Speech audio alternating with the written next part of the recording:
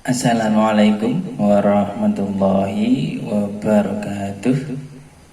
Selamat malam, bertemu kembali pada malam ke-3 bulan Ramadan ini. Tentunya semoga kita semuanya selalu diberikan kekuatan, kesehatan untuk melaksanakan ibadah-ibadah selama bulan puasa Ramadan ini. Tentunya semua itu kita mohonkan kepada beliau Allah Subhanahu wa Ta'ala, dan mudah-mudahan selalu kita dilimpahi kenikmatan-kenikmatannya, dari mulai nikmatnya bangun subuh, dari mulai nikmatnya makan sahur, dari mulai nikmatnya tidur di siang hari, kemudian nikmatnya berpuasa, nikmatnya berbuka puasa, nikmatnya tarawih, dan seterusnya. Mudah-mudahan kita selalu dilimpahi oleh nikmat-nikmat dari Allah Subhanahu wa Ta'ala. Allahumma amin. Baik, untuk materi selanjutnya kita meneruskan yang kemarin sudah kita bahas, yaitu pembagian air. Ada 4 kemarin yang sudah kita bahas. Yang pertama adalah air yang suci mensucikan, kemudian air yang suci mensucikan tapi makruh, kemudian yang ketiga yaitu air yang suci tapi tidak bisa untuk bersuci, kemudian yang keempat adalah air yang mutanajis atau yang tidak bisa buat bersuci. Baik, kemudian untuk selanjutnya kemarin kita juga sudah membahas tentang dunal qullataini, yaitu kurang dari 2 kullah. Nah, 2 kullah itu sebenarnya ukurannya seberapa? Oke, mari kita mulai saja. Kita awali dulu pertemuan kita pada malam ketiga ini dengan membaca Bismillahirrahmanirrahim. Mudah-mudahan apa yang akan kita sampaikan bermanfaat, dan mudah-mudahan kita selalu diberikan petunjuk oleh Allah dalam segala ibadah-ibadah kita tiap hari. Allahumma amin. Langsung saja, di sini ada keterangannya tentang ukuran 2 kullah tadi, dunal qullataini, yaitu wonten ukuran toyo kalih kullah menika sami kalian 216 liter.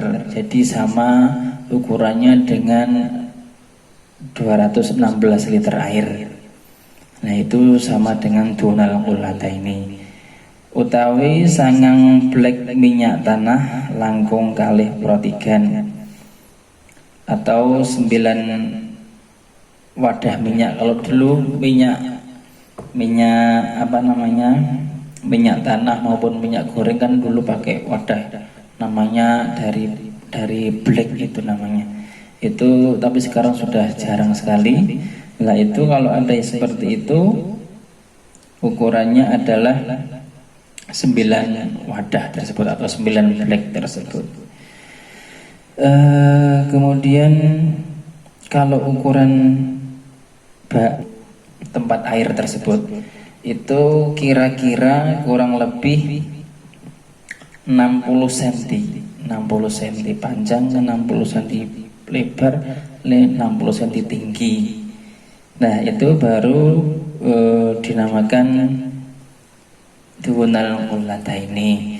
Jadi kalau ada bak mandi, kemudian ada tempat untuk naruh air kok kurang dari mana tadi yang sudah disebutkan tadi, ukuran yang sudah disebutkan tadi, maka itu tidak boleh untuk bersuci.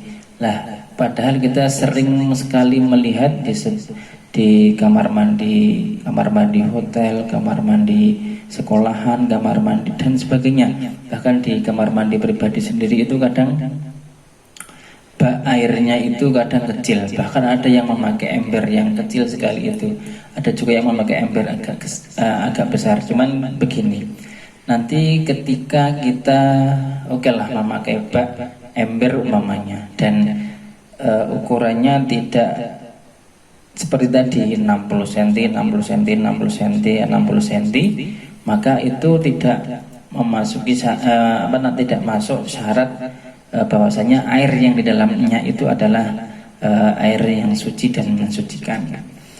Kemudian umpamanya kita gini, kita sedang mandi kemudian airnya jimpret dan masuk ke bak air tersebut, otomatis otomatis air yang ada di bak tersebut semuanya menjadi air mustakmal. Kalau air mustakmal kan otomatis tidak bisa buat bersuci. Maka dari itu saran dari para sesepuh itu kalau bikin bak air yang untuk entah itu untuk mandi dan seterusnya, itu bikinlah yang agak besar. Biar apa? Biar ketika nanti kita entah itu mandi, entah kita cuci tangan, entah kita wudhu, ketika airnya nyiprat ke dalam wadah air tersebut, air yang di dalam bak tersebut tidak kemudian menjadi mustakmal. Nah, kalau ada tempat mandi yang sudah 60 cm ukurannya tadi itu sudah memenuhi syarat, maka kita dalam berwudu kita langsung bisa celupkan di dalamnya. Jadi tidak usah memakai keran, bisa. Jadi ketika airnya sudah memenuhi, kita langsung masuk ke dalam bak itu, kemudian kita ambil air wudu dan seterusnya, itu bisa, boleh seperti itu. Namun umpamanya bak tersebut ukurannya 60 cm kali 60 cm dan seterusnya, itu sudah dunal qulatai. Kemudian ketika kita ambil satu gayung aja, otomatis kan air yang ada di bak tersebut sudah berkurang. Nah, ketika air yang di dalam bak tersebut berkurang, otomatis air yang ada di dalam bak itu bukan lagi air yang memenuhi syarat dunal qulatai ini tadi, atau yang tadi sudah kita bahas, air tersebut memenuhi bak 60 cm kali 60 cm dan seterusnya tadi. Maka dari itu saya menyarankan ketika kita bikin kamar mandi atau tempat untuk air yang biasa kita buat mandi, buatlah yang agak besar. Biar apa? Kita terhindar dari cipratan-cipratan air yang nanti menjadikan air di dalam bak tersebut menjadi air mustakmal. Ketika air tersebut sudah menjadi air mustakmal, maka kita tidak bisa bersuci dengan air yang sudah kena cipratan tersebut, kecuali kalau baknya gede, baknya itu memenuhi syarat, kemudian kita mandi umpamanya, kemudian kita wudhu umpamanya, dan airnya nyiprat ke dalam bak air tersebut, itu tidak masalah. Karena apa? Air yang di bak tersebut ukurannya banyak, ukurannya lebih dari tadi yang sudah kita bahas, yaitu dunal qulatai ini. Nah, jadi agama itu sebenarnya simpel, mudah, cuman kita kadang tidak memperhatikan dan kita tidak mau belajar, dan akhirnya kita tidak tahu. Soalnya apa?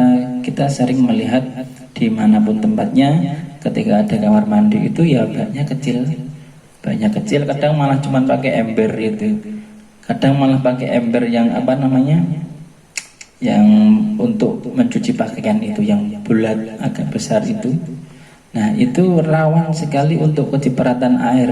Umpamanya kita berdiri, kita membasuh kaki atau bentangan, kok airnya nyiprat dan masuk ke dalam ember tadi, ya otomatis semua air yang di dalamnya adalah air mustakmal.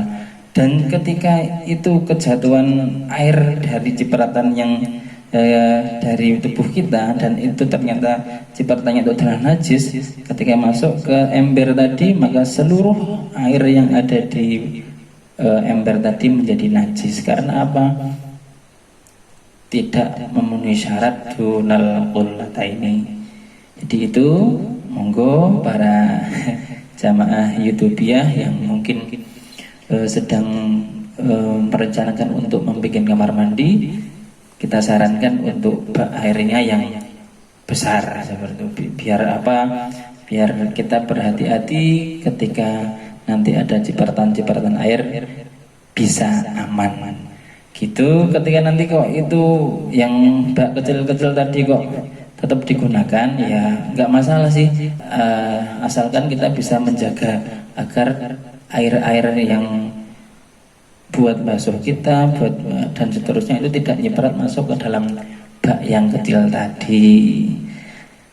Contoh begini, Saya ngambil air pakai gayung di bak yang kecil tadi, kemudian tangan saya itu terkena air yang ada di bak di ember tadi, kemudian otomatis itu sudah menjadi air mustakmal dan tidak bisa untuk bersuci, walaupun itu airnya suci tapi tidak bisa untuk bersuci. Jadi seperti itu. Maka dari itu mudah-mudahan ini yang saya sampaikan ini juga bermanfaat khususnya bagi saya sendiri dan keluarga, dan tentunya para jamaah YouTube ya semuanya. Yaitu karena kita hari ini sudah prihatin banyak orang-orang yang tidak memperdulikan tentang air. Air itu adalah sumber dari kehidupan kita, sumber dari peribadatan kita. Ibadah kita dari mulai wudhu, kemudian sholat, membaca Al-Quran, semuanya butuh air. Kecuali memang tidak ada air, bisa dengan tayamum begitu.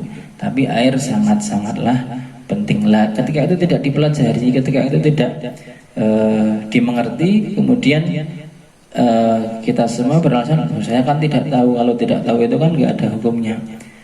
Itu memang tidak ada hukumnya dan istilahnya dimaafkan. Cuman ketika kita sudah dikasih tahu kok tetap saja melaksanakan hal itu dan berbuat yang sama, ya Allah alam.